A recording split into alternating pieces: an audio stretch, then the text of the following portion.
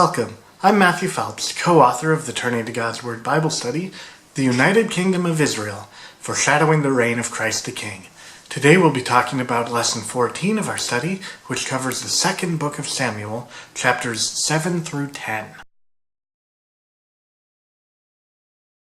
So we've just seen recently, as we're moving into this section, that David has brought the ark up into Jerusalem, a city which he conquered and in which he has established his holy city, and he's had some conflict with the Philistines surrounding him, but now things seem to be peaceful, and in fact we see now that there is peace, he has peace on all sides, and he's ruling in his city and God's there, that the next thing that he starts thinking about is, here I am living in this palace that I'm building, and God is living in a tent. If you remember back to the creation of the ark and the situation of the people when they built it, the people were very much a traveling people in exile and in search of the promised land and a place to make their own. And so God appropriately chose a form of dwelling in the ark inside a tabernacle or a tent that they would carry around with them, and that would be where God lived. And now David is saying, well, I'm established here, and this is the promised land, and here we are. Maybe we should build God a more permanent dwelling. And so he goes and consults with, we've seen recently he's been just fine talking directly with God and working out what he should do. But we see now a new member of his entourage who doesn't get a lot of play, but does have a few pretty significant roles to play all the same. This interaction being one of them, and that is the prophet Nathan. And so David goes and says, hey Nathan, I'm thinking about building a house for God. And Nathan says, do whatever you want because God's with you, which is really a comforting position to be in with relationship to the king. Not, don't do any of the things you have in mind. Not, oh, that's a bad idea. You keep thinking as people do, not as God wants you to. But yes, God is with you. Do whatever you want. That sounds great. What an easy job for a prophet to just sit around and say, yeah, king, just keep going. Yep, keep doing that. I'll be over here just chilling or something. Nathan has so far about the easiest role that a prophet can have. Bearing in mind that the role of the prophet here is largely to make sure that the king stays in line and is doing what God wants him. So we see the huge confidence that the voice of God has in David to follow through on carrying out the will of God. So this is really a good time for the people of Israel. So David has told Nathan that he plans to build God a house. Nathan has said, yep, sounds great. And then that night, God comes to Nathan in a dream, or the word of the Lord comes to Nathan, and the message that Nathan ends up delivering to David as a result is something to the effect of, you're going to build me a house? Let's talk, buddy, about the real situation here. Who's doing what for whom? You were a shepherd, and now you're king, and your name is going to be among the great ones of the earth, and I did that for you. And these people were just wandering around in the wilderness with no clear identity, place to go. In fact, if you remember, they were slaves, and now you're here in this land, and you have your run of the place, and I did that for you. So you're going to build me a house? Thanks, but I don't need anything from you. I'm the one who gets stuff done. And by the way, did I ever ask for one in all of this time? It's not really high on my list of what I want from my people. Mostly it's do what I tell you, unless build me a house. And, one other thing, by the way, I am going to build you a house. Clearly not meant to be super chastising from the point of God, but from the point of view of God, but it is kind of calling back to mind. David here is feeling a little of his power, I think, is noticing I can do stuff for God now. And an important moment in his relationship with God as king. This is because God calls to mind, no, I'm still the one doing stuff for you, not the other way. As long as we keep that straight, we'll be fine. but it's not your place to do things for me other than the things that I tell you, which you've been doing, and that's great, but it's not like build me stuff and all of this material stuff. It's keep doing what I tell you, keep following my commands. That's what I want, and I want that from everybody, and not this, I'm king now, so I'm going to do a bunch of great stuff for God. That's not where we're going. So pretty good intervention, I think, from the point of God, of saying, David, I'm sure your heart's in the right place, but we're veering just a little bit off course here, and that's not where I want us to be, because I'm doing this other thing through you, and let's focus on that. So, God has just relayed to David, these are not necessarily the things I want from you, and you don't need to build me a house. That's not what we're after. I'm going to build you a house. And now we get to the explanation of what that means, because it is kind of a weird transition of, David, you want to build me a house? That's great. I'm going to build you a house. And there's a double meaning here on what is meant by the word house. David meant big cedar dwelling, fancy place for God to live. God meant house as in line, as in household. And so here we see as God clarifies what he meant. He says, yep, so you, David, you're going to die. And after you're dead, then your son, he's going to be a big deal. Forever, I will never take my love away from him and thereby your line. And I'll have mercy on them and things will go well. And he'll build for me the house that you just offered to build for me. And it'll be great and eternal and wonderful. And it'll be through your descendants that all of this great stuff happens. Not through you, but I appreciate the thought, is basically where we land. And we see there is an interesting interplay here because of this was all promised through David's son. We will see when David has a son who is king, who is less inclined to exactly follow after David or after God than maybe his father David was, that he does build a big temple, glorious dwelling place for God. And we will have the question then, when we get to it, as to whether we think that actually is the fulfillment of what is promised here, or whether this promise potentially means something else.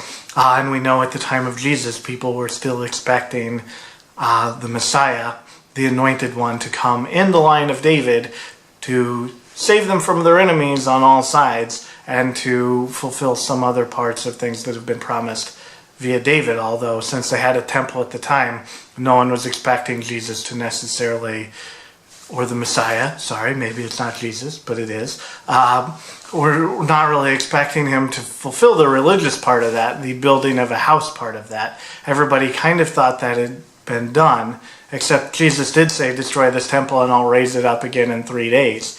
And he kind of did it anyway, because he had a different view of what that meant. So this promise is hugely important theologically in the Old Testament and to Christianity, this idea of the line of David and its significance. And we will definitely come back to it throughout this study, and it has huge bearing on the role of Christ, since his role as Messiah is interpreted as being within this promise that here is made to David. So there's a whole lot going on, and we can continue to look at how this comes to be and what it means throughout the rest of the study on the kings of Israel.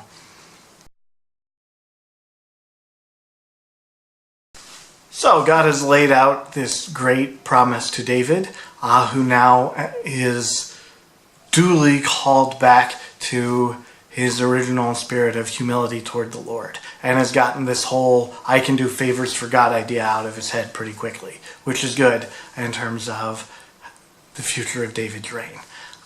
And so we see him address, and we get to hear him address God, which is really cool because, again, David, man after God's own heart, even if his prayer here can seem a little rambly, the spirit of it is excellent in terms of understanding who does David see himself as, who does he see God as, what does he see the relationship there, how do the people come in, and it is back to, God, you're so great, I'm not worthy, and neither were your people. Yes, you're right, you did all of this, we didn't do any of it, we didn't deserve any of it, you did all of this for us, and you're so wonderful. And by the way, don't forget to do that thing you just told me you're going to do. I like that idea. And so, yeah, we should do that, and you're so great.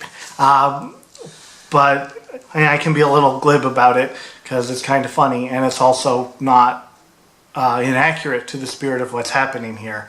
But David is approaching this from the point of view of being deeply humble in the presence of God, and you can see his tremendous love and regard for and respect for and devotion to the Lord. And it is a thing that we should all strive to emulate. And so it's definitely worth spending some time reading through this prayerful section here and trying to relate to how David views God. And you know, it's a practice in our church now in many, many contexts for us to try to join together with how David saw and treated God, in that we regard the Psalms so very highly, and we try to join into trying to see God as David did and feel toward God as David did in the Psalms written by David, and we try to join in and make that a part of our worship as well. So it's not only here in this passage that we're invited to do that, but in the Psalms, which permeate essentially every part of our Catholic liturgy. So clearly we are all called to try to relate in some core way to God as David did. He is a model for all of us. And so, again, I don't want to let the fact that it's a little amusing in this small context about David throwing in at the end, make sure you do that thing that you said you were going to do for me, because I really would like that. Yeah, it's kind of funny, but it's also, who has the nerve to do that to God? When you think God has told you something, and even if you're thinking, oh yeah, that would be really nice if God made that come to pass, who then says back to God in prayer, and oh yeah, you really should totally make sure you do that. It shows the relationship and just the openness David has to God, which is really quite wonderful, and we should all strive to act likewise. So David and God have, by a promise from God and by David's open response to it, solidified their relationship very much and forever, as it turns out, which is really cool. And so now David can get back to the business of ruling. And we saw this whole thing of David wanting to build a house for God was precipitated by the fact that they had peace on all sides from all of their enemies. That's either less true now, or the Israelites are actually the instigators. It's not entirely clear who starts this next series of events, and David could have even been the instigator. But we do see there are lots and lots of battles with surrounding people coming up here, and the Israelites are winning all of them. And really, from a practical view of what's happening, that's all we need to know. They have all these foreign peoples on all sides of them.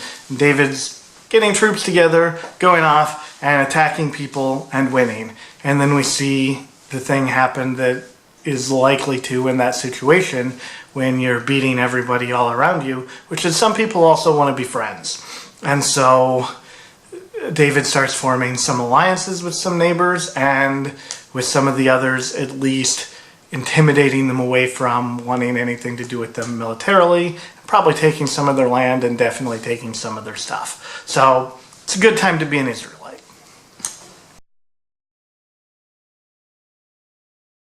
So we're continuing to add more and more different parts of what we need to know about how David's kingdom is working. So he has the city that he reigns from, that is the center of his rule. God is present in it. He and God have worked out an arrangement about God's living there and helping out David's family and his household. We've dealt with the neighbors, either by making agreements or by scaring them away. And now we're going to talk a little bit briefly here about David's government. which is we just take a brief pass through. Here is probably what in modern American terms we would see as the cabinet. These are the major officers that are controlling the most important parts of David's government. There are, as you will notice, the vast majority of them are military, which suggests to us what the major function of the government was at this time, was definitely military and battle. We've seen David has been very successful at that. It's also worth noting, so we're here in Jerusalem, we've got the ark here. David has 2 different priests in his inner circle as well. And so there's huge emphasis on military, but there is also an emphasis here on religion and on having the priests involved in the government, which will definitely cement David's power from a religious point of view if he gets the whole priesthood on his side. And then thrown in here is also, it's just a throwaway line, but it's an interesting thing to think about, is that David's sons are also priests. And David is from what tribe again? David comes from the tribe of Judah, so that seems like an odd anomaly that no one has a perfect explanation for, but it is worth thinking about. A few possible reasons. David does do some restructuring in the priesthood. We have seen David is a king, and we have seen him himself assume some priestly roles. It could be more like they are as priests and doing some things, but not to necessarily be considered according to the Levitical line. It could be they're being trained as priests. It could be they're actually serving and functioning in that role, and he and Nathan worked it out, and everybody is cool with it. It's really, we're not sure, but it seems to be a thing that is kosher, which is most important here, is God's not saying this is a bad idea. Nobody is saying that this isn't working, but it also does not lead to a perpetual institution for the people of God that priests are from the tribe of Levi and from David's sons. And this does not become a permanent thing, but here we are now. So for whatever it's worth. And it does have some bearing later when we see God's son of the tribe of Judah also functioning as a priest in the form of Jesus Christ. And so it is setting a precedent that is not unuseful later when we get to Jesus. So that happens.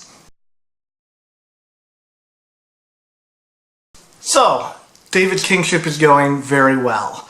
And now he calls to mind the house of Saul and thinks, did they all die? I mean, other than my wife that isn't going to have children, either by God's action or by mine or some combination of the two. She's at least out of favor, and there are a lot of far more favorable women around Jerusalem, so we can make do somehow. So that part he's reconciled himself to, but now he's thinking, is there anybody else left after everything that happened? Let's find out. So he finds a servant who was a servant in the house of Saul, calls him by and says, is there anybody left? And it turns out that one of Jonathan's sons, Mephibosheth, is still alive. And he's the one who had been rendered lame through an unfortunate series of events where they thought his life might be in danger, and they were fleeing and things went badly. But he got out with his life, and now David, since he was especially looking for descendants of Saul to honor his relationship with Jonathan, has to be super pleased that Mephibosheth is a son of Jonathan's. So all the better, I'm sure, as far as David is concerned. And so he gives to Mephibosheth everything that belonged to the house of Saul. All the land, all the stuff, the servant and the servant's whole family, establishes all of that and said, it's great, you can have all of that over in the area of Benjamin, but you're staying here with me in Jerusalem and you're going to eat at my table, and gives him the honor due to a son of the king. So David really trying to make good here with Mephibosheth for the sake of his relationship with Jonathan. now we spend a little more time with geopolitics. There is a death of a king in the area, which, when a king is an absolute monarch, does tend to throw great chaos onto the political situation. The king of the Ammonites has died. And David and he were okay, and they were pretty well at peace, and there was no major issue. But now, in a trend that is emerging and that can be traced pretty much constantly through the history of the kings of Israel and Judah after the time of David. Yep, after the time of David, not after the time of Solomon. It starts pretty much right after David. We see the pattern repeat, and that is young king, unsure of his position, his father died, doesn't necessarily know what to do, and takes some really bad advice and creates a lot of problems. In this case, that bad advice is, David sent to comfort you and offer consolation after the death of your father the king, and seemed like he wanted to get along with you, but you can't really believe that, right? Because he's so powerful and he's attacking all these other people, he can't possibly mean not to go to war with you, so you should get the jump on him. And so that is the plan here.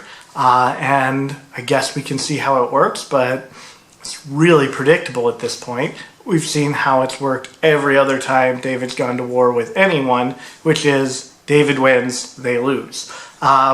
So maybe not the best strategy when you have the option to at least try to live in peace, although they will try something that hasn't been tried so far, which is they're going to try to build a bit of a local alliance and see if everybody ganging up together can maybe make some progress. So I guess if they don't want to live in peace with David, this probably is their best option, but yeah, it might not work that well. A local coalition has been formed against David and the Israelites, thinking maybe if everybody gets together, we can have a shot at this. They even brought in people from Syria, which is not exactly close by, and they paid a number of mercenaries and other troops in an attempt to have a force that can keep up with David, and they lose. And really, there's a significant amount of text here, 7 or 8 verses in this section, that basically is there just to say they lose. And that's where we are. David wins, they lose. The coalition led by the Ammonites has lost. The Syrians didn't send that many people, and not everyone was that invested in the whole idea. And so they decided the best option would be to form another coalition with full support from Syria and to try to actually win. And they lose. And then the Syrians at that point say, we don't want anything to do with this anymore. We're not going to help any of all of you. You're on your own. This is stupid. And so we see farther removed foreign intervention is a thing David is not going to have to worry about for a long time. And in the local area, even everyone joined together doesn't have enough strength to challenge the Israelites. So David's position is, at this point, incredibly secure as king and the dominant military power in the region. And through all of these battles, a number of people got forced into paying tribute to David as well. And he assigned garrisons and troops all over their territories. So he's making money from all of them, and they also don't have the ability to control freely the movement of troops in their own territory anymore. So they'll be even less able to reestablish any kind of foothold. So David really has taken all of the marbles in these couple of exchanges. This has been an overview of Lesson 13 of the Turning to God's Word Bible Study, The United Kingdom of Israel, Foreshadowing the Reign of Christ the King. For more information, consult our written study and visit us online at turningtogodsword.com.